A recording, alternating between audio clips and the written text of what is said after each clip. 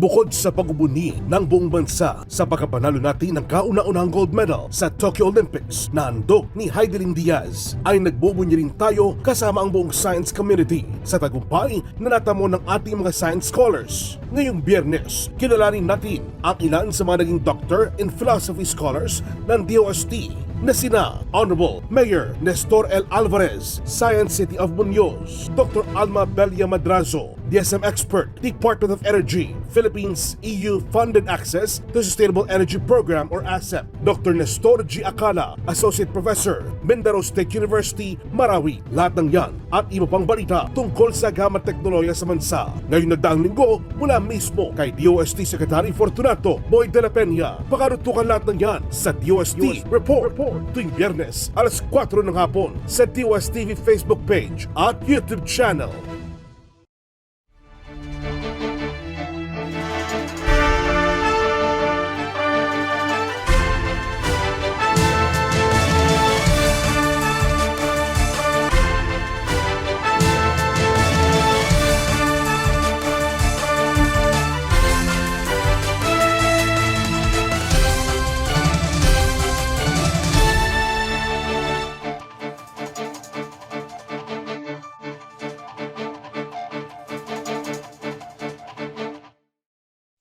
Magandang araw, Pilipinas. Nasa huling Biyernes na po tayo ng Hulyo, ngayong July 30, 2021.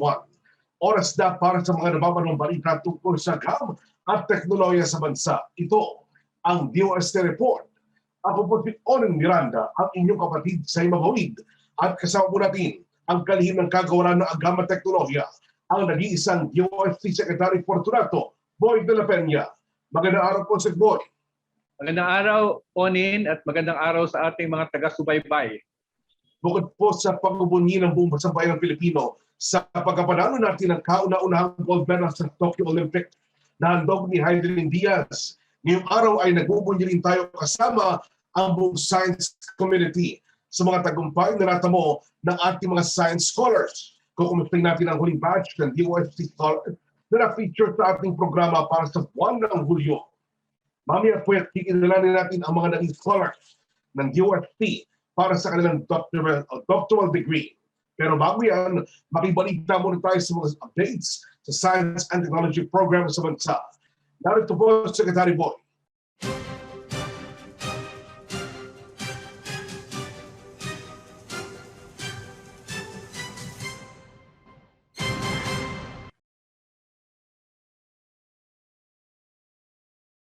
Salamat, Onin, at tulad ng dati ay uumpisahan natin sa kalusugan at kabuhayan. The first report comes from our DOST, Philippine Council for Health Research and Development, or PCHRD, and this is the approval of funding support for the Surgical Innovation and Biotechnology Program, or CIBOL, which is implemented by the UP Manila College of Medicine in collaboration with scientists and engineers from UP Diliman and supported, of course, by the DOST PCHRD. Dr. Edward Wang, Professor and Doctor of Orthopedics at the UP College of Medicine and PGH, leads the CIBOL program. This program aims to establish a surgical innovation laboratory for the conduct of researches and projects in a surgical device innovation in the college and the hospital, as well as a surgical innovation skills laboratory that will serve as a preclinical trial laboratory for investigational surgical devices. It is also expected to increase the capacity of clinicians and surgical device innovation researchers and become a premier hub for surgical device innovation researches and projects. The program will also develop and finalize the governance framework for the laboratories. The program, which started already last April 2021, has 4 component projects initially, namely the so-called iFix. This is the design and fabrication of external fixators used in orthopedic surgery. The second one is OR petals, and this is the development of a cost-effective smart lighting system for use in the operating room. The third one is iBlood, the development of a compact device for measuring intraoperative blood loss in used surgical gauze and laparotomy packs. And the fourth one, of course, is the establishment of the Surgical Innovation and Biotechnology Laboratory, or CIBOL, at the UP Manila College of Medicine and PGH. The second report comes from our Food and Nutrition Research Institute. DOST-FNRI launches the Enhanced Nutriban Production Facility in Gumaca, Quezon. So this will now be available in Gumaca, Quezon Province and the neighboring areas following the launch of the production facility last July 17, 2021. The DOST-FNRI was invited by the Honorable Angelita Helen Tan, MD, who is the representative of the 4th District of Quezon, for the launching of the Enhanced Nutriban Facility located at the 4K Cacao Farm in Villa Principe, Gumaca, Quezon. So I joined the group in the launching while the Honorable Carlo Nograles delivered his message of support. Present were officials from DOST Calabarzon, DOST local officials of Gumaca, Quezon, and the administrator of 4K Cacao Farm. Congresswoman Tan is the chairperson of the House Committee on Health, and she has led in this Enhanced Nutriban project. The third report comes from our program called the DOST One Lab, DOST One Lab. This is the network of laboratories, including DOST laboratories, other government laboratories, and even private and some international laboratories, which now has 57 members in the network. DOST One Lab and 3M Philippines joined forces in holding a webinar on allergens and allergies. This was done on July 27, 2021. And the webinar was participated by 134 participants coming from the DOST One Lab Network member laboratories, not just from the Philippines, but also from other ASEAN countries. The resource person was mainly Gabriela Lopez Velasco, a PhD and a global technical applications microbiologist at the 3M Food Safety and an expert on food safety. Also in food microbiology, in allergen control and development. She discussed the impacts of food allergy on public health and emphasized the methods of preventing food allergies, including the vital role of testing laboratories in ensuring that allergens are detected and reflected in food product labels. Actually, the DOST and 3M Philippines have been collaborating already for the last 5 years to promote science, technology, and innovation to various stakeholders. Now we go to Kabuhayan. The first report under Kabuhayan comes from our DOST in Mimaropa. And the report is that they have launched the white leg shrimp and tilapia aquaculture facility in Rojas, Oriental Mindoro. This is in partnership with the Samahan ng Magkakaisang Kababaihan at Mangingisda ng Sitio Bukana. This was through a groundbreaking ceremony on the new community multi-species facility involving white leg shrimp and tilapia aquaculture. And this was done in Barangay San Jose, Rojas, Oriental Mindoro, last July 13, 2021. The aquaculture facility aims to provide a livelihood source to the community with the integration of intensive aquaculture technology in their fish farming practices. It was realized under DOST Mimaropa's Community Empowerment Through Science and Technology Program, or CEST program, in partnership with the Samahan ng Kababaihan and the local government unit of Rojas Oriental Mindoro, as well as the Barangay LGU of San Jose and the Agritectura Enterprises, the company which designed the technology. The intensive fish and shrimp production technology will provide sustainable source of income for the members of the Samahan, as there will be 3 harvesting seasons per year. and the harvest will benefit members through direct selling of fresh seafood or through value-adding activities. Also present during the groundbreaking were Oriental Mindoro Representative, 2nd District Representative Alfonso Umali Jr., Rojas Mayor Leo Cusi, and Vice Mayor Gualberto Magno. The next report on Kabuhayan is coming from DOST Region 10, and this is their assistance to the largest dairy farm in Bukidnon to obtain halal certification for 7 dairy products. Our DOST Region 10, which has its head offices in Cagayan de Oro, through the Provincial Science and Technology Center of Bukidnon, assisted Universal Harvester Dairy Farms Incorporated, or UHDFI, to acquire halal certification under the Consultancy and Training Services Program. This is the first DOST-10 assisted company that has acquired halal certification, which can help them expand their business.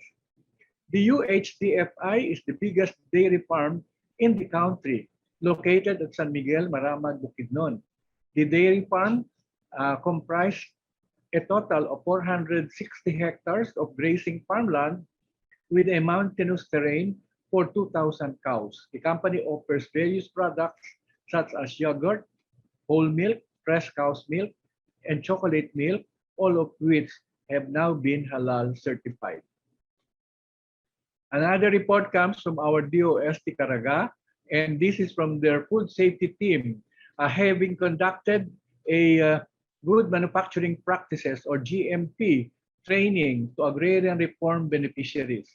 Our DOST Caraga Food Safety Team, in partnership with the Department of Agrarian Reform in Agusal del Sur, conducted a 2-day webinar on Good Manufacturing Practices, or GMP, for agrarian reform beneficiaries of DAR Agusan del Sur. This was held on July 22 to 23, 2021 via Zoom. The agrarian reform beneficiaries from the province produce peanut-based products, tableya, virgin coconut oil, and cooking oil. So the training introduced them to good manufacturing practices, the proper procedure for hand washing, and the importance of personal hygiene, and various food hazards, as well as their control and prevention. The training is one of the identified interventions of DOST Caraga to support the village-level farm-focused enterprise development project of the Department of Agrarian Reform for 2021. DOST, DTI, and the Department of Agrarian Reform are partners in making the products and services offered by local micro, small, and medium enterprises more competitive in the world market and accessible to a larger number of consumers. Still on Kabuhayan, the DOST Industrial Technology Development Institute has signed a Memorandum of Agreement for the pre-commercialization of halal cosmetics. The DOST ITDI signed a Memorandum of Agreement with Affectionate Consumer Goods Trading to pre-commercialize ITDI's halal cosmetic products. And this was done last July 22, 2021. Affectionate is a local shop that carries health and beauty products such as body oils and makeup. As agreed in the Memorandum of Agreement, Affectionate Consumer Goods Trading will pre-commercialize ITDI's halal cosmetic products, namely lipstick, clear shampoo, and soap. DOST ITDI will provide products for market testing, including knowledge transfer. Coming from DOST Region 5 in the Bicol region, the report is that the DOST in the Bicol region has extended support to 28 micro, small, and medium enterprises under the Small Enterprises Technology Upgrading Program, or set up for the first half of 2021. This involved a total of 28 million pesos to enable them to access or to acquire the needed hardware and software for the upgrading of their manufacturing enterprises. Our regional director in Region 5, Romel Serrano, has encouraged the MSMEs to help people in their community by giving employment, especially those people affected by the pandemic. He affirmed that our setup program will continue to support more MSMEs in the Bicol region so that they can also improve production efficiency and product quality. Now, another report from our DOST Industrial Technology Development Institute. Actually, DOST ITDI participated in the Korea-Philippines Cooperation Task Program for the food processing sector, and recently they hold the culminating activity. The Korean Institute for Advancement of Technology, or KIAT, under the Korea-Philippines Cooperation to Technology Advice Solutions from Korea. So this is the meaning of task, Technology Advice Solutions from Korea, has of course partnered with this group of Korea for the food processing sector. The 3-year partnership, which started in 2018 and culminated last end of 2020, had the aim of assisting Philippine local food companies with on-site technical difficulties and issues, and establish a network between Korean and Philippine companies to foster further cooperation. Other implementers of the project are the Korea Food Research Institute, or KFRI, and the Korea Enterprise Innovation Promotion Institute, or KP. The project, during the 3-year terms, which are into fresh food, cold meat processing, frozen meals, beverages, wines, and dairy products, as well as snack food. These companies come from the National Capital Region, coming from the cities of Caloocan, Las Piñas, Muntinlupa, Parañaque, Quezon City, and Taguig, and 1 firm each from the provinces of Bohol, Cavite, and Occidental Mindoro. So last July 21, 2021, they had an online culminating activity where the companies presented actions and accomplishments, emphasizing the improvements they have made with their products and their facility based on the best practices they have seen during their study mission in Korea. The DOST ITDI looks forward to future collaborations and follow-through activity with our Korean partners. From the DOST National Capital Region comes this report that they have assisted the Taha Foundation PH in Taguig on handloom weaving for livelihood. Taha Foundation PH is a local non-government organization located in Mahirap Village, Taguig City. The foundation is a beneficiary of the DOST NCR Technical Assistance Program, and they did the training on handloom as a livelihood opportunity, and the 5-day training was conducted on July 12 to 16, 2021 with 4 women members with no prior experience in handloom weaving attended the training and successfully completed the training.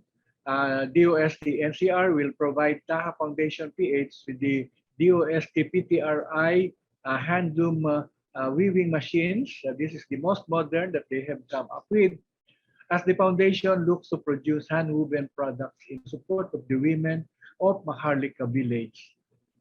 PTRI, on the other hand, has announced that they are pursuing the development of a cloud-based digital apparel prototyping platform. Okay, so this is in line with the shift to the virtual space as the new platform, as the work-from-home arrangement becoming the new normal. So the DOST Philippine Textile Research Institute will develop a cloud-based digital apparel prototyping platform, which will localize computer-aided engineering software to include digital pattern making and 3D visualization. The platform will be equipped with a digital database of traditional Filipino wear fabrics, along with the prototype Filipino sizing system developed through the earlier project that established the DOST PTRI Textile Product Development Center. The development of the online platform for textile technologists, designers, manufacturers, and customers is expected to bring a positively disruptive shift to local product development. On Kabuhayan, our DOST Metals Industry Research and Development Center, through their program on Amerial, or the Advanced Mechatronics, Robotics, and Industrial Automation Laboratory, conducted technology needs assessment for Benguet firms. They visited the firms in Benguet to conduct a technology needs assessment and carry out consultancy from July 19 to 23, 2021. The team also had a meeting with St. Louis University and the University of Baguio to explore possible partnerships in mechatronics, robotics, and industrial automation. From this week-long project activity, the Amerial team was able to identify possible interventions to help our micro, small, and medium enterprises in the Cordillera becoming more productive. Among the recommendations of the team is the use of an automated irrigation controller, installation of solar-powered systems for pumps, and application of a cost-effective conveyor system design to the farms that were visited. This will address the farms' needs to make operations and harvest handling more efficient and lessen electricity costs. For the food processing companies, on the other hand, the team offered solutions such as the installation of control panels with timer for specific machines to maintain consistently, and the use of environmental control engineering to maintain consistent room temperature to ensure the quality of food products. For fabrication and machine shops, the Amerial team recommends the installation of transformers to address the high energy requirements of certain machines. The installation of control panels with a circuit and overload protection system was also seen by the Amerial team as an appropriate recommendation to reduce the risk of motor burnout. The Amerial provides services to help local MSMEs grow their businesses through technology adoption and upgrading. The DOST Calabarzon, through the Batangas Center, conducted simultaneous science and technology bayanihan, which included relief operations at Agoncillo and Laurel, Batangas, both on-site and via Zoom last July 16, 2021. Among the DOST developed and DOST assisted technologies provided to the LGUs were the production of the distribution of pre-wear face masks, and also the DOST Food and Nutrition Research Institute developed rice mongo crunchies and rice mongo sesame food blend that are produced by the Samahan ng mga Inang Gabay at Lakas ng Aktibong Komunidad, a community-based project beneficiary. DOST FNRI Enhanced Nutriban, produced by San Jose Workers Multipurpose Cooperative, which is a set-up beneficiary, and bottles of alcohol from CNH Cosmetics and laundry detergents from Taliba Soap Manufacturing, also a set-up assisted firm, were distributed. The PSTC Batangas team also donated virgin coconut oil produced by Green Life Coconut Products Philippines Incorporated, also a set-up beneficiary, for each LGU's municipal health offices to reduce symptoms of suspected COVID-19 patients. Maraming salamat, Sec Boy. Mga kaibigan, unang bahagi pa lamang po yan. Marami pa kayong dapat malaman, kaya huwag niyo alis. Magbabalik pa ang DOST Report.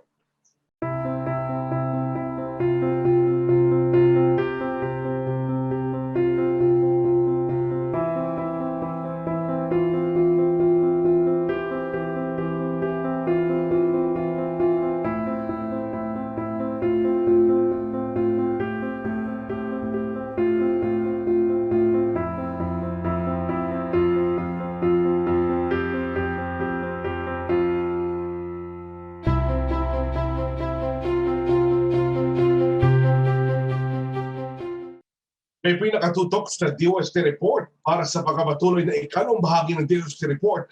Narito po muli si Secretary Boy. Ang ating report tungkol sa kaayusan at kinabukasan. The first report is coming from our DOST Region 10 based in Cagayan de Oro, reporting that they have assisted marine protected areas in Ginsiliban, Camiguin through our community empowerment through science and technology program. The Kabuan Community Village and Coastal Tour Association in Ginsiliban, Camiguin enhanced its operation in managing a marine protected area through the DOST's CEST project entitled Enhancement of Marine Protected Area Community Ecotourism in Kabuan, Ginsiliban, Camiguin through various science and technology interventions. The community association was able to sustain and enhance its coastal and underwater cleaning and growing of corals and giant clams through the DOST-10's provision of diving equipment and tools such as diving fins, masks, boots, buoyancy control device, wetsuit, regulator, hose and metal, snorkel, and underwater camera with a total assistance of around 532,000 pesos. Okay, while being restricted from non-local tourists, the unimpeded management of the marine protected area has allowed restoration of the local ecosystem to help prepare the community association in welcoming more tourists once the lockdown is lifted. The marine protected area in Kabuuan, Ginsiliban, Camiguin has been providing livelihood in the community through tourism activities such as fun diving, snorkeling or swimming, and clam and coral viewing. DOST's intervention retains the sustainable ecotourism potential of Ginsiliban, Camiguin amidst the pandemic. And in the north, we have the report coming from DOST Region 2 in Tuguegarao. The report is that the Palawi Island residents will now get free access to clean water through the DOST Community Empowerment to Science and Technology Program. In support of the UN Sustainable Development Goal number 6, DOST Region 2, through the CEST or CEST program, with the support of Mabuaya Foundation, awarded 9 reservoirs with water filters to ensure the availability of potable drinking water in Palawi Island, Santa Ana, Cagayan. DOST Region 2 will also provide a package of training for the maintenance of the reservoirs and treatment plants that form part of the technology intervention in the community. The assistance amounts to 400,000 pesos and will benefit 700 AGTA and non-AGTA inhabitants in the island. The agency also plans to help and introduce applicable interventions that will boost the economy in the island. Now, still on kaayusan, the DOST held a forum on water entitled Wave of Action, Forum on Ensuring Water Sustainability Through Science and Technology. This was held on July 28 to present various technologies developed and research projects that the Department of Science and Technology has initiated to ensure water sustainability. The forum also featured the assistance extended by DOST to enable communities to have access to water. Most of these are regional offices projects. Around 412 participants from industry, the national government agencies, LGUs, and students attended the activity. Another report from the DOST Industrial Technology Development Institute, DOST ITDI, has deployed its e-payment system to agencies of DOST and regional offices of DOST. The DOST ITDI is deploying an in-house developed e-payment system initially to 7 DOST agencies, namely the Metals Industry Research and Development Center, the Nuclear Research Institute, the Food and Nutrition Research Institute, the Philippine Science High School in Central Luzon, and the DOST regional offices 9, 10, and Calabarzon. This DOST ITDI developed e-payment system is an online payment transaction system made possible through the collaborative effort with the Land Bank of the Philippines. The e-payment system is accessible through DOST ITDI customer portal and processes customer payment anytime and anywhere. The system is login based and can generate reports that are submitted to the Bureau of Treasury and the Commission on Audit. Now, lastly, we go to kinabukasan accomplishment reports. One of these is a report that a DOST scholar and his team has advanced to the Petro Bowl World Championship. 5 BS Petroleum Engineering students from Palawan State University finished 3rd place in the Asia Pacific Petro Bowl Regional Qualifiers for 2021 held last July 10 to 11, 2021. Among the members of the team is Prince Bilandres Panes, an ongoing science and technology undergraduate scholar from Palawan State University. We recall that the DOST has supported Palawan State University in enabling its members of the faculty to get master's and PhD degrees, mainly from Petronas University in Malaysia. Out of the 32 participating universities from the Asia Pacific region offering BS Petroleum Engineering, the team from Palawan State University managed to secure a spot in the top 5, making them the only university to represent the Philippines in the Petro Bowl World Championship to be held later this year, with qualifiers coming from Africa, Asia Pacific, Europe, South America, and Caribbean, Middle East, and North America. The Petro Bowl competition is a yearly international competition where qualifying students from universities around the world offering BS Petroleum Engineering compete against each other to answer questions ranging from fundamentals of petroleum engineering to the history and current events of the oil and gas industry. At the DOST Region 11, they have reported that they have installed Starbucks in Davao del Norte schools. The DOST Region 11, through their Provincial Science and Technology Center in Davao del Norte, has conducted an orientation and training on the installation and use of the science and technology academic and research-based openly operated kiosk stations or Starbucks. This was held last June 24, and this was done at the A. Floirendo National High School and the Gredu Elementary School. The event was attended by principals, ICT coordinators, and teachers from the two schools. The recipients have been thankful for the successful installation of the free offline virtual library as it will benefit their students, especially in developing interest in the field of science and technology. As of June 2021, DOST Region 11, based in Davao City, has already deployed 58 Starbucks in Davao del Norte and a total of 334 Starbucks all over the Davao region. Now, a report from our National Research Council of the Philippines. This is regarding the presentation made by one scholar who is a member of the National Research Council of the Philippines. We are referring to Dr. Arman Salvador Mijares, the team leader of a project which did the study towards the discovery of Homo luzonensis.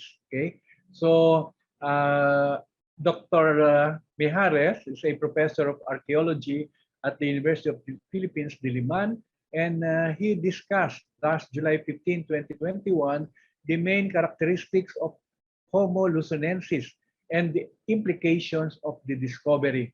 Accordingly, the species has morphological features which are different from modern humans. Among its primitive features are longitudinal curvature of the shaft in lateral view, well-developed flexor sheath, and articular angle. The discovery adds a new member to the genus Homo and makes Southeast Asia an important evolutionary research region, according to Dr. Mijares. He added that the discovery raises more questions on the Homo luzonensis lineage. And lastly, also from the National Research Council of the Philippines, they tackled the topic of emergency remote teaching and the experiences that were gained as brought about by COVID-19. July 21, 2021, NRCP conducted its ninth KTAP COVID series entitled Emergency Remote Teaching Experiences Brought by COVID-19. The study looked into the experiences of 28,859 deaf ed teachers composed of 18,883 kinder to grade 7 teachers, 7,702 junior high school teachers. This is the grade 7 to 10 or grade 11 to 12 teachers. Dr. Selina Sarmiento of the Philippine Normal University and member of NRCP's Division of Governmental, Educational, and International Policies, shared the results of a nationwide remote teaching survey. The following recommendations were made by their study: to provide additional budget for the mobile internet allowance, that there should be privileges for teacher coming from mobile companies, that guidelines and protocols should be provided in using Facebook and Messenger, as these are not really to be used to share grades and others. And this is intended to empower teachers to increase their knowledge and to equip them with technologies that they need. The teachers need support from their students also. And we have to make sure that schools are future ready. This is also recommending that we reimagine student as an independent learner, reimagine the teacher education by providing their needs. So this is the report coming from the study done, okay, with more than 28,000 deaf teachers all over the country. Thank you. This is all for this week's DOST report. Maraming salamat po, Tech Boy. Ayan po ang Science and Technology Update sa bansa para sa linggo ito. Sa aming pong pagbabalik, kilalanin natin ang ilan sa mga naging Doctor of Philosophy scholars ng UST Science Education Institute.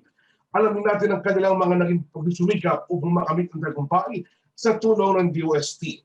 Ang kanilang tagumpay ay mainuturing din ng gold medal sa iba't ibang larangan na kanilang pinasok. Makakapanayan po natin sila sa pagbabalik po ng DOST Report.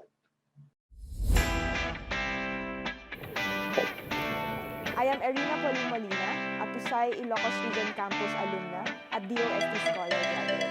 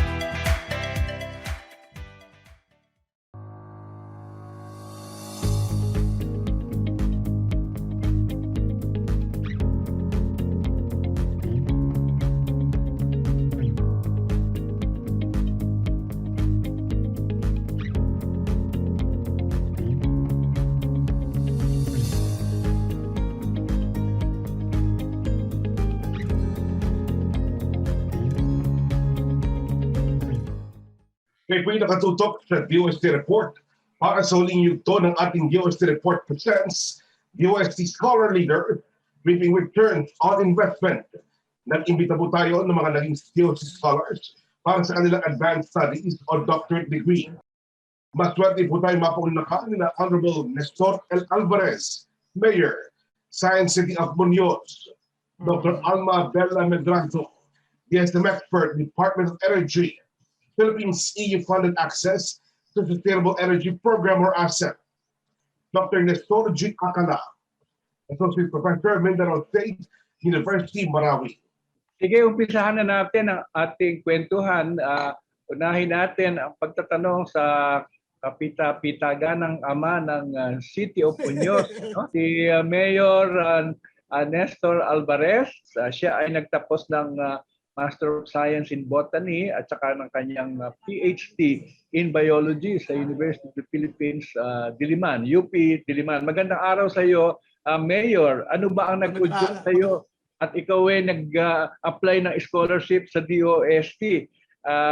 At sino ang nag-encourage sa iyo na subukang maging scholar? Na-encourage po ako mag-apply sa DOST nung ako po ay nag-doctorate. Kasi nga po, dati akong nagtuturo sa Central Luzon State University. So, I decided na doctorate muna sa UP Diliman.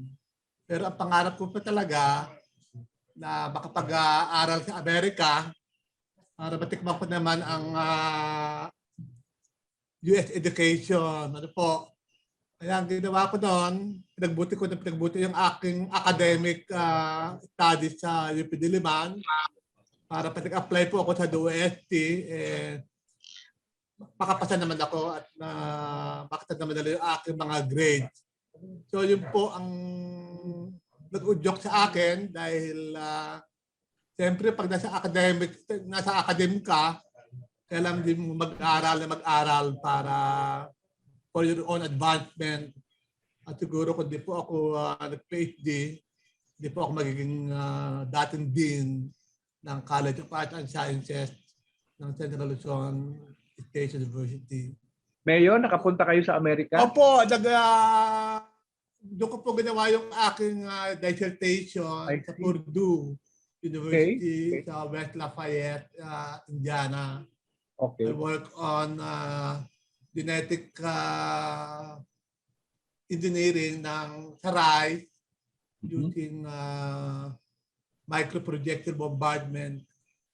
Mayor Nestor, ano po naging impact po ng inyong pagiging DOST scholar sa pagiging isang public servant sa Science City of Muñoz? Malaki impact noong unang-una nung nakuha ko na yung aking doctorate degree sa UP Diliman. I have to go back to the academy.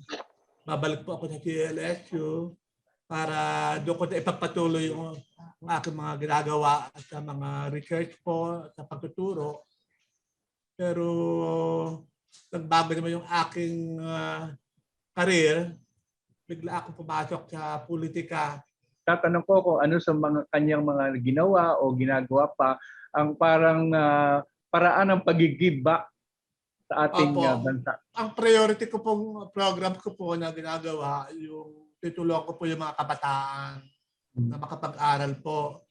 So marami po kami mga scholars dyan sa CLSU ho, na sasagot po namin yung dati tuition fees.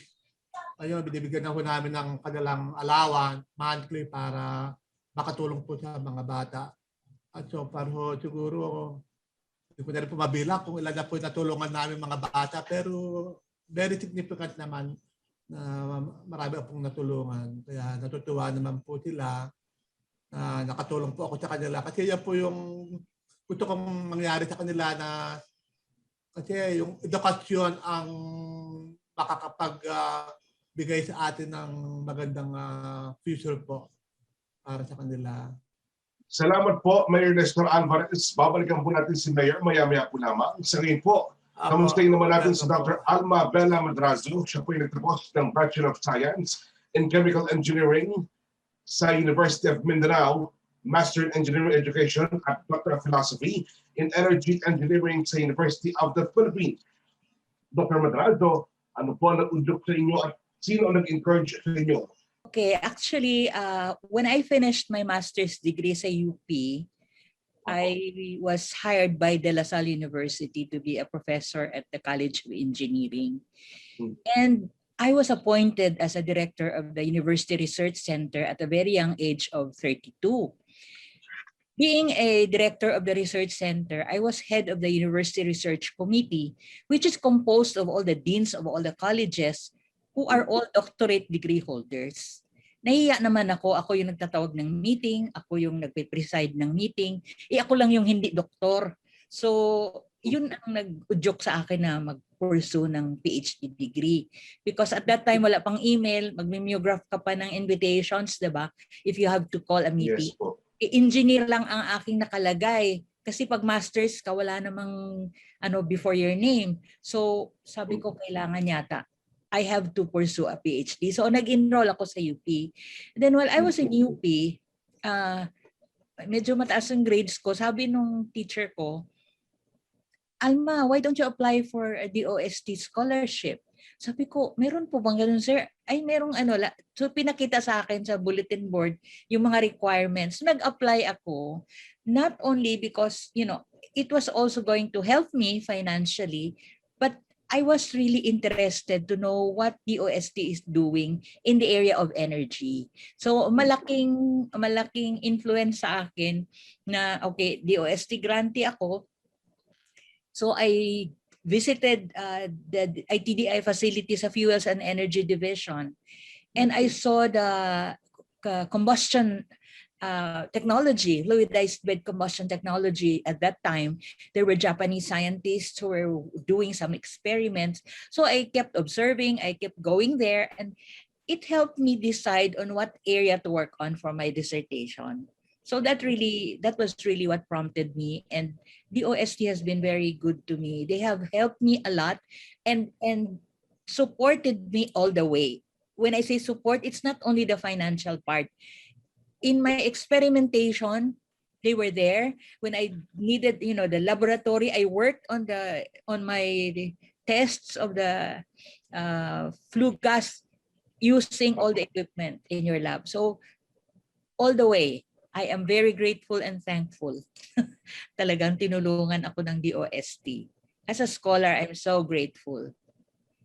Nadagdagan ko na lang, Dr. Alma, kasi si Dr. Alma, bukod sa isang pagiging professor, ay actually siya ay isang certified ASEAN energy manager.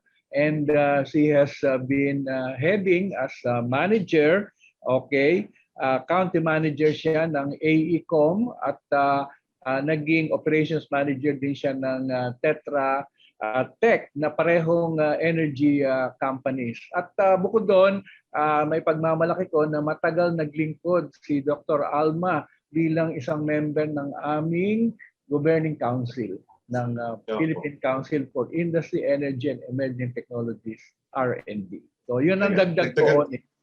Apo.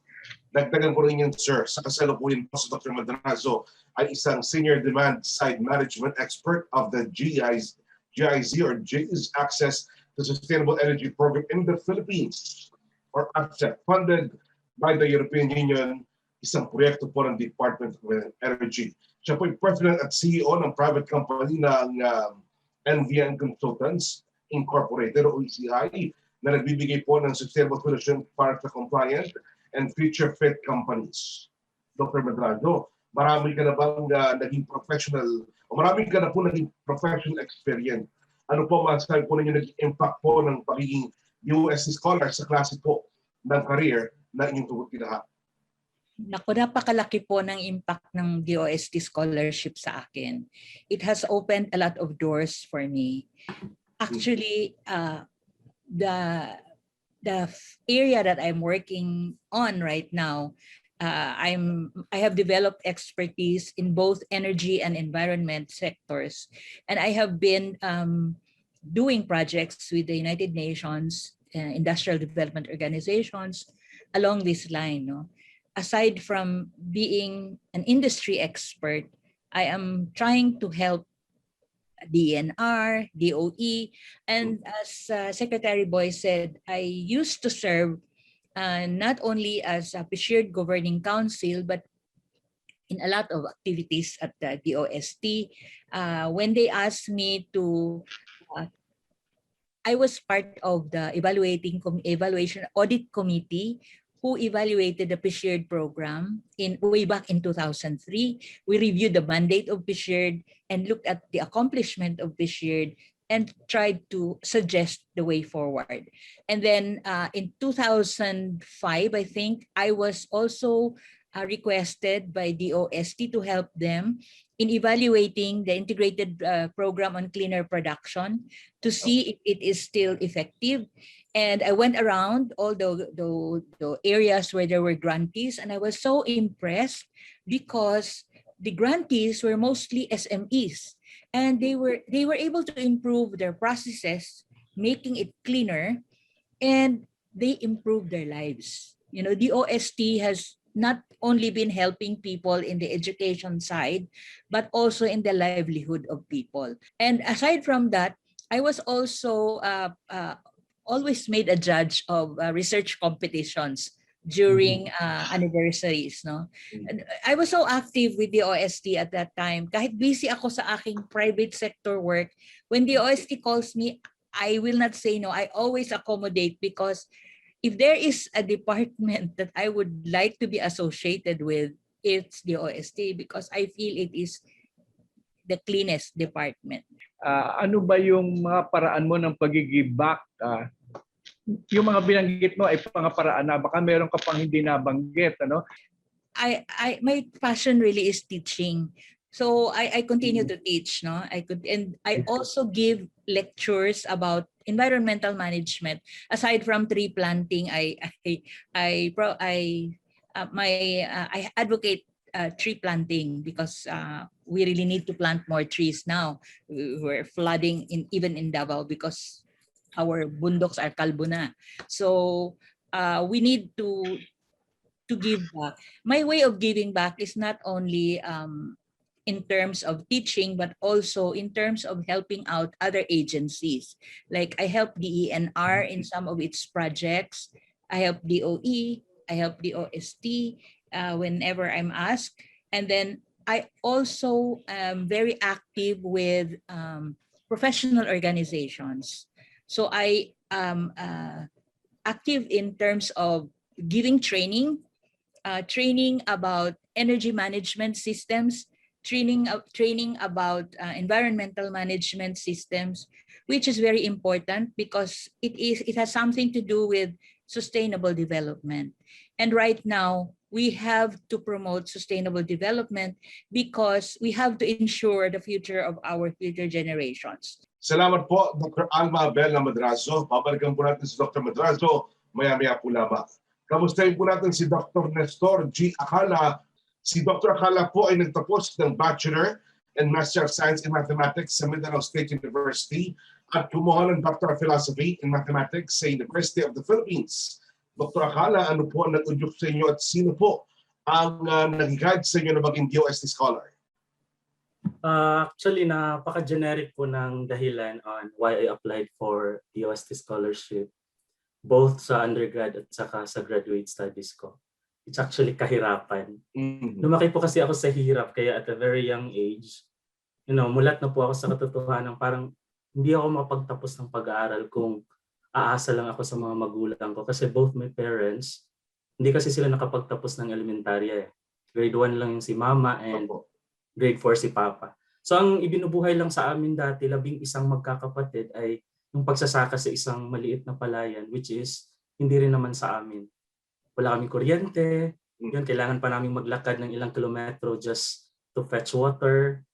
Tapos lampara lang yung ilaw na ginagamit ko sa pag-aaral, and minsan nga pag walang budget for gas, parang doon na lang ako sa konting liwanag ng buwan, umaasa while studying. So kaya dati pumapasok ako, walang laman ang tiyan, tapos umuuwing gutom. Parang every time na uwi ako, maghahanap ako ng kahit kaning lamig man lang. Pero wala eh. Kaya yung ginagawa ko usually, naghahanap ako ng yung bunga ng niyog na, tapos yun yung kinakain ko.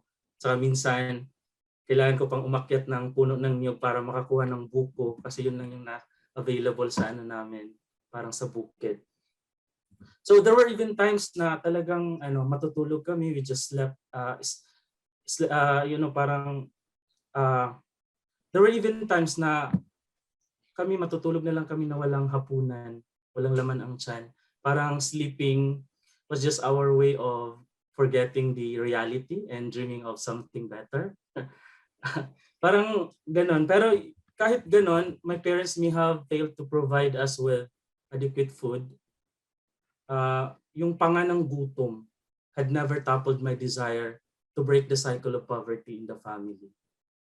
Kasi pang-anim ako sa 11 magkakapatid at lahat ng mga elder siblings ko hindi rin nakapagtapos ng high school, and even yung mga nakakabata kong kapatid hanggang elementarya lang yung iba.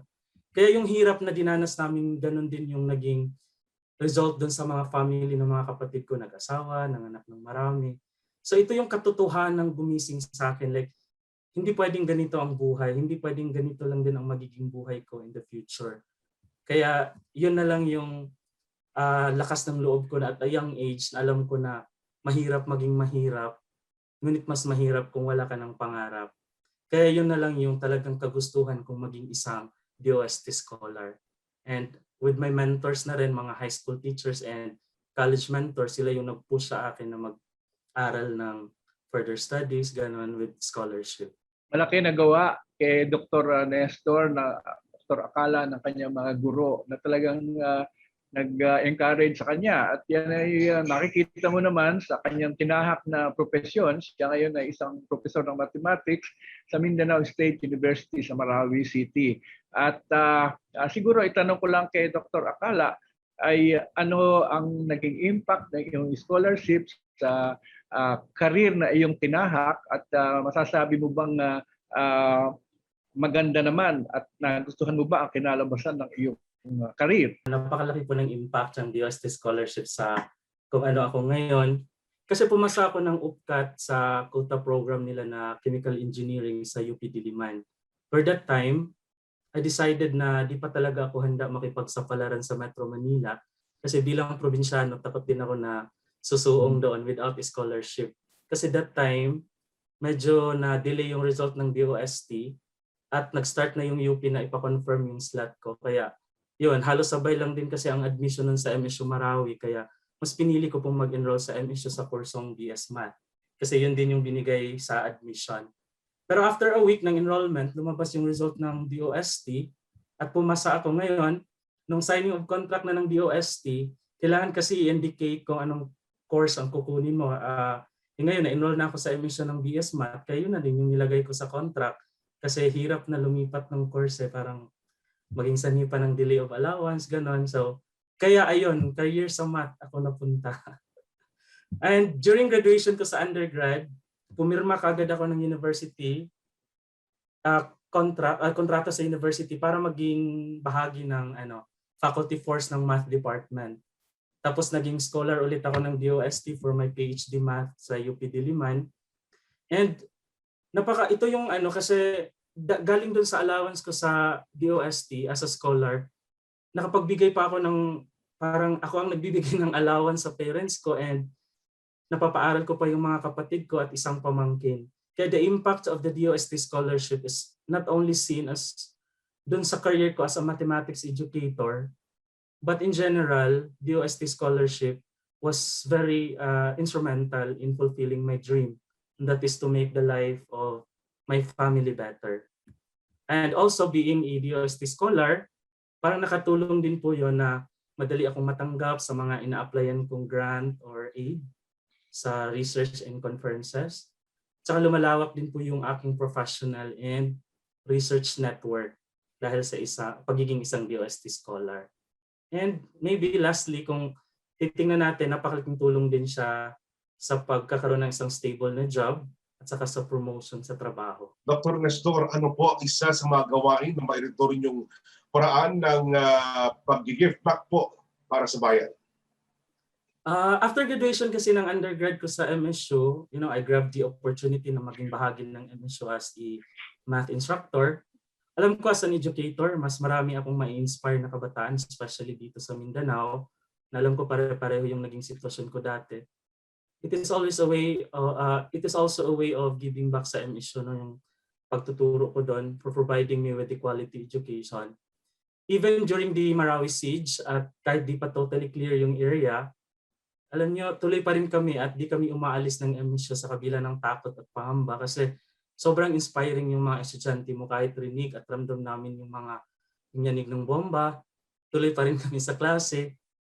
Parang kung sila nga nakikipaglaban sa silid-aralan, kami pa kayang mga guro ang ayaw at di lalaban. Kaya I would also like to take this chance na magpasalamat sa DOST-SCI for giving grants sa mga mag-aaral ng MSU na naging biktima ng Marawi siege. Ito yung Sabangon Marawi Project in which daan-daan pong mga mag-aaral ang nakapagtapos under this noble project of SCI headed by the Director Joseph Biu po. Imparting the knowledge, yung making sure na talagang matututo yung mga estudyante ko. Nag-a-assist ako sa kanilang mga researches, both the undergrad and graduate, inspiring them para makapagtapos at maging scientists and mathematicians in the future para sa bansa. And these are just my simplest ways of giving back to the country. At saka naging bahagi din po pala ako ng Filipino Patriot Scholars Project ng DOST-SCI sa pamumuno po ni Director Joseph Dio, in which this project aimed to inculcate the core values of sa scholars yung professional excellence, social responsibility, and servant leadership among its scholars.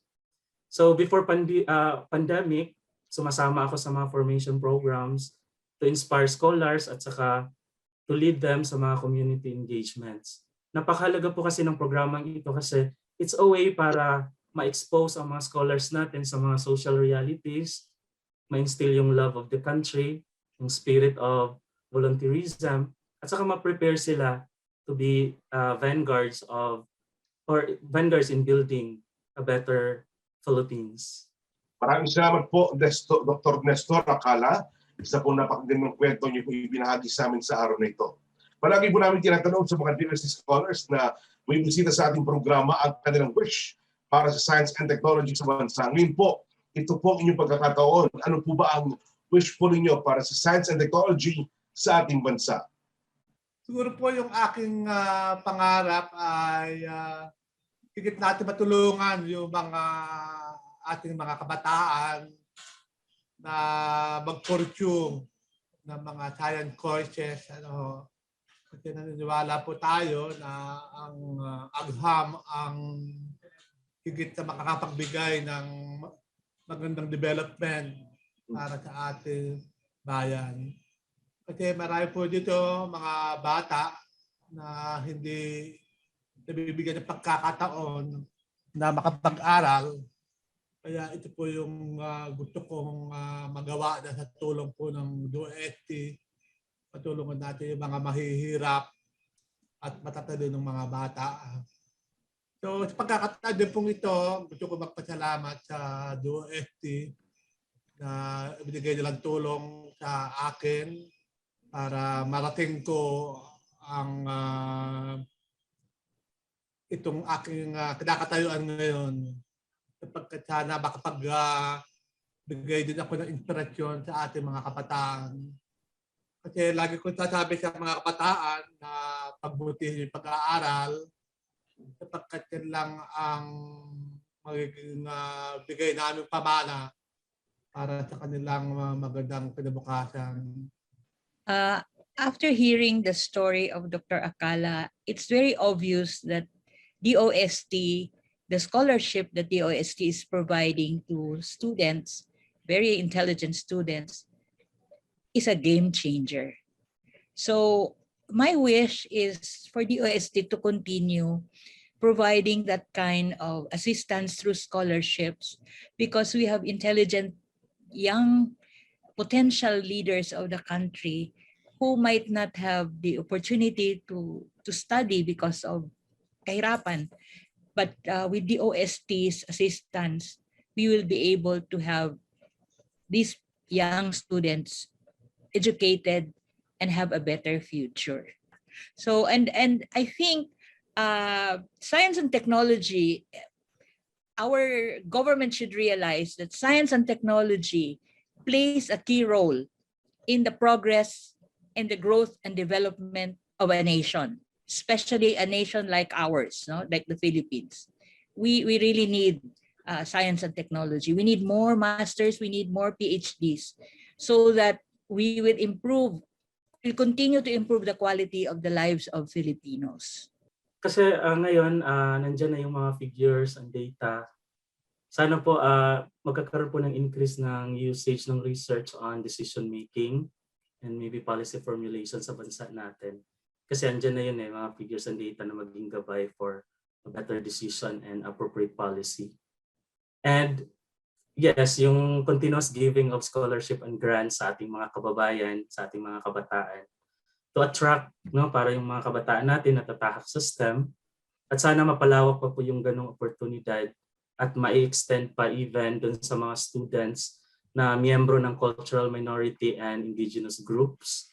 Alam ko meron ng programa ang SEI nito.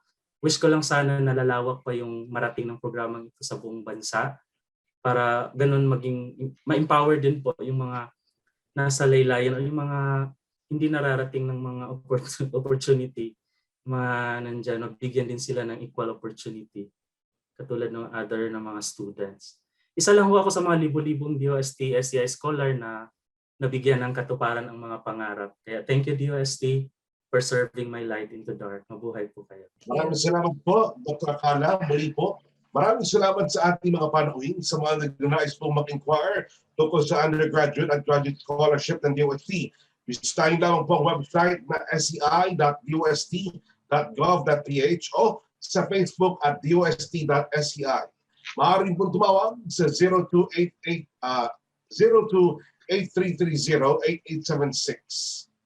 Secretary Boy, baka may mga nais pakipabatid sa ating pong mga panuwing at mga taga-subaybay. Salamat Onin at malaking pasasalamat sa pagpapaunlak sa akin ni Dr. Madraso, ni Mayor Alvarez, ni Dr. Acala at very short notice. Akala ko narinig ko na yung mga lahat ng klase ng sharing after the 3 weeks of hearing scholars. Pero ngayon, iba pa rin yung narinig ko, kaya ako ay tuwan-tuwa. Sana ay si Mayor, alam ko naman ay mahaba pa ang productive years to serve our country, and we will take advantage of his expertise and his experience in trying to come up with the programs that will really help us achieve inclusive development. Sabi nga nila Dr. Alma, nila Dr. Acala, yung pagtulong sa mga yung mga marginalized sectors at yung mga nandun sa mga remote areas ay kailangan hindi lang naman yung mga high sounding research ang kailangan nating tutukan, kung hindi kahit na yung mga simple lang na teknolohiya na makatutulong sa ating mga mamamayan. At yung sinabi ni Dr. Alma, napakaganda rin, at actually Dr. Alma ay nung nagkaroon kami ng presentation sa Economic Development Cluster ng Cabinet, ang DOST ay nag-present tungkol sa aming mga ginagawa na related sa energy. Kasi pinag-present kami. Actually, nag-focus ako dun sa sinabi mo, yung ginagawa natin ng mga energy audit at saka yung pagtulong dun sa mga SMEs, pati na dun sa mga local government units na actually pwedeng makatipid ng malaki kung titingnan lang, kung magkakaroon lang ng energy audit. Kaya ang sabi ng Economic Development Cluster, kayo tatlong departamento, the Department of Energy, Department of Science and Technology, Department of Trade and Industry, pagtulong-tulungan ninyo na mapalawak natin itong programa sa energy efficiency at energy conservation. Yes. Siyempre, ang magli-lead dyan ay DOE, pero handang-handa po ang DOST tumulong, at sa parte na yan, alam ko ay lalapitan ulit namin si Dr. Alma at yung iba pa nating mga naging scholars at naging mga kapartners. Kay Dr. Acala naman, actually buti binanggit niya yung kanyang involvement sa Patriot Program. Napakalaki po ng nagagawa niyan sa pagmumulat ng mga DOST scholar na sila ay pinapaaral. Hindi naman dahil lang sa gusto namin magkaroon ng maraming nagtatapos ng Science, Technology, Engineering, and Mathematics, kundi sila po ay may mga tungkulin para sa bayan. At yung Patriot Program, parang exposure yan, at saka immersion sa kanilang mga communities na minumulat sa kanila kung ano yung mga pangangailangan ng ating mga kababayan, at kinukuha yung mga ideas nila kung paano sila makakatulong sa pamamagitan ng science and technology. At kami na-witness na namin na may epekto na, kasi nung mag-pandemic ay gumawa ng mga proyekto ang ating mga scholars sa iba't ibang rehiyon na actually tumulong talaga sila, kahit na gawin lang silang utusan ng mga senior citizen na hindi makalabas at hindi makapamili. I mean, hindi na siguro technology yun, pero it is a way of helping in times of crisis. Sa amin pong pagbabalik sa sagutin ni Secretary Boy at ang ating mga panauhin ng Tanong ng Bayan, wag po kami kayo, magbabalik pa ang DOST Report.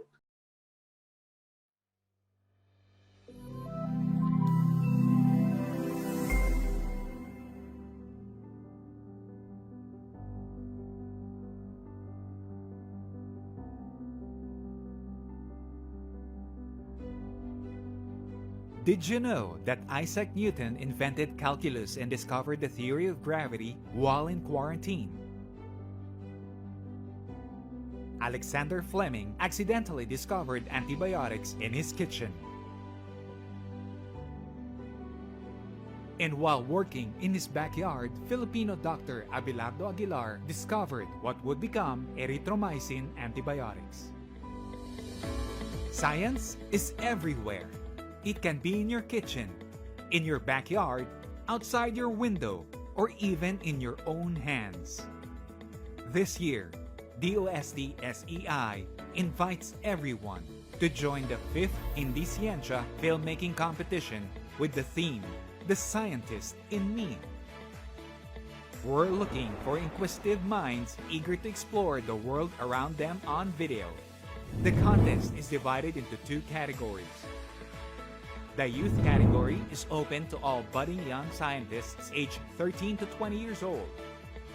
You can think up of your own experiments or document and explain scientific phenomena in your own home or community. Showcase your findings in your own mini documentary. And for those of you who never outgrew your curiosity, the open category is for you. Whether you're a scientist or an artist, you're sure to have that one big question that you've always wanted to find the answer to. Here's your chance to chase that discovery and tell the world about it. Entries should be limited to 10 minutes or less and follow the theme, The Scientist in Me. You have a chance to bring home the following prizes.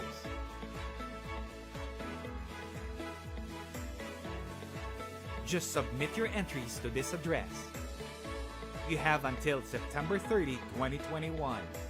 For details, visit bit.ly/5th Indiciencia Mechanics. 5th Indiciencia Filmmaking Competition, capturing science in action. What will you discover?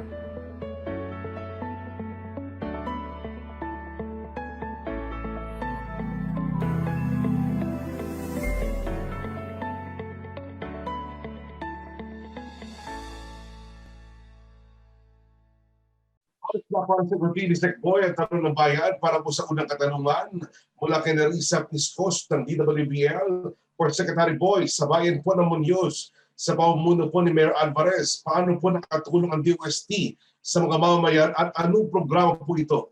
Well, napakalaki. Una-una sa research and development, ang CLSU ang isa sa pinakamalalaki ang tinatanggap na grants mula sa Department of Science and Technology. Gawa na rin sa napakahaba nilang karanasan sa pagre-research sa field ng agriculture and life sciences. Pero recently, at ito ay sa pakikipagtulungan din sa City of Muñoz, ay nag-inaugurate at nag-open ang DOST at ang City of Muñoz in partnership ng tinatawag naming one-store facility. Actually, ito ay isang pamamaraan para ma-promote ang mga produkto ng mga tinutulungan nating mga micro, small, and medium enterprises with the help of technology na medyo lumaki yung kanilang market. So ito ay physical location na kung saan makikita lahat ng produkto nila at pwede rin naman na actually online ordering and delivery dito sa one-store program natin. At ang City of Muñoz ay hindi nasiyahan sa online lang. Nagtayo sila ng isang building para yan ay pakinabangan ng ating mga MSMEs. Actually, ay ginamit din nila yung isang bahagi ng building sa Muñoz na parang center ito for ICT learning. Hindi lang naman yun open sa mga bata, kahit matatanda pwede mag-aral doon ng ICT. Hindi po ba, Mayor? Yan ay open sa lahat. Okay.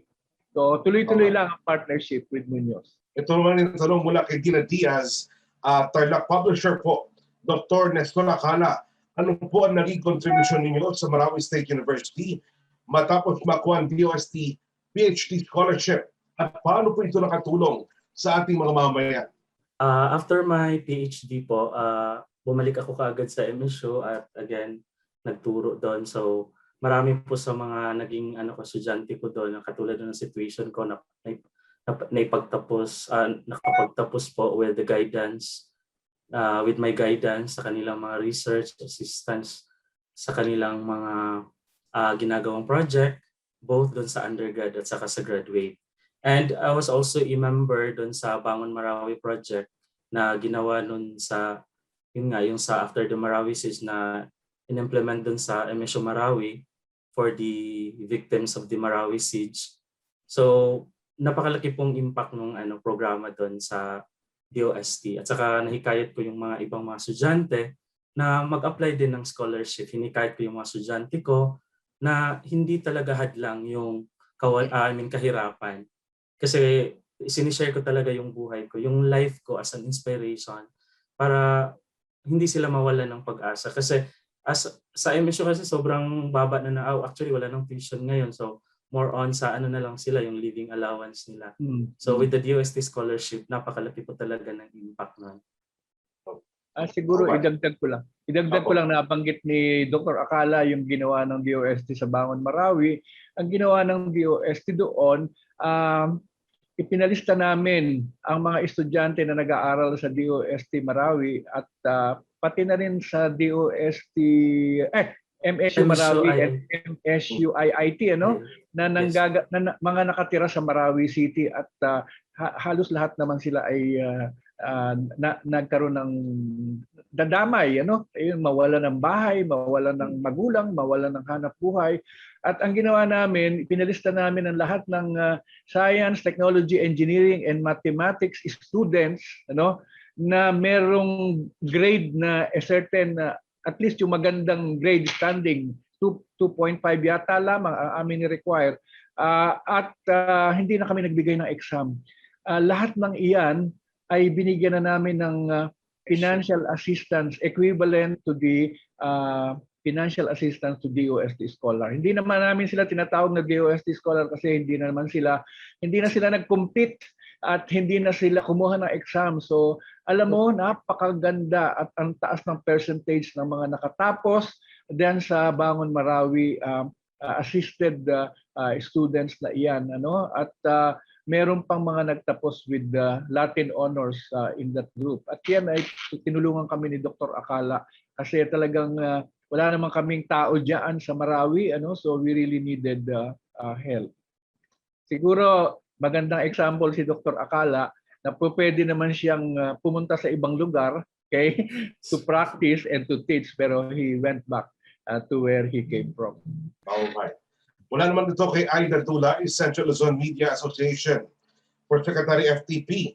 Masabi po ba ninyo na sapat na binibigyan yung tulong ng inyong ahensya sa mga PhD scholars o sa lahat ng mga DOST scholars? Meron pa po bang maaaring inagdag ng tulong sa kanila? At ano po ang mga ito?